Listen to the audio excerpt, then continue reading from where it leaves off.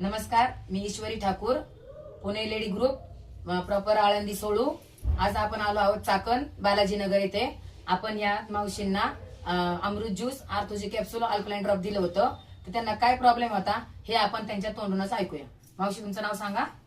सुमित्रा डोंगरवार. हा, प्रॉपर कुठलं आहे तुम्ही? गावाचं नाव सोरा, जिल्हा जिल्हा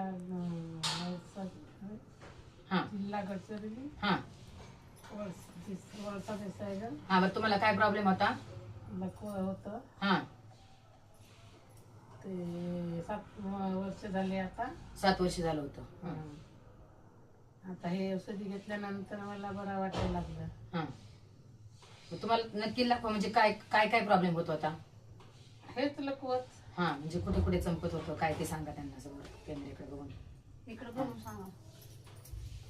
हा, सांगा. चमकत होतं म्हणजे चमकत नव्हतं. हा, जेव्हा झोपत उठली नाही का, हा, तर हे हात पाय जड आलं होतं माझं.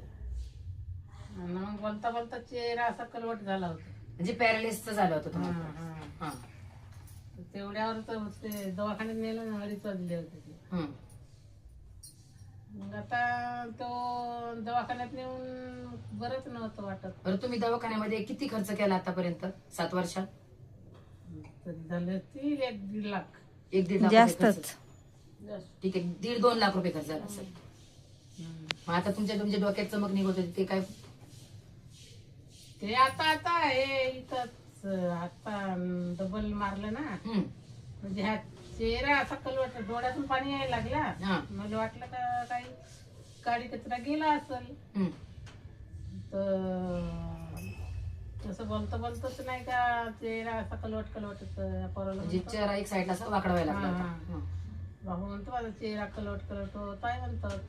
ते म्हणून तुम्हाला फोन केला त्यांचा. बघा मित्रांनो, या मावशीचा चेहरा थोडासा वाकडा झालेला होता, डोळा पण त्यांचा बारीक झाला होता.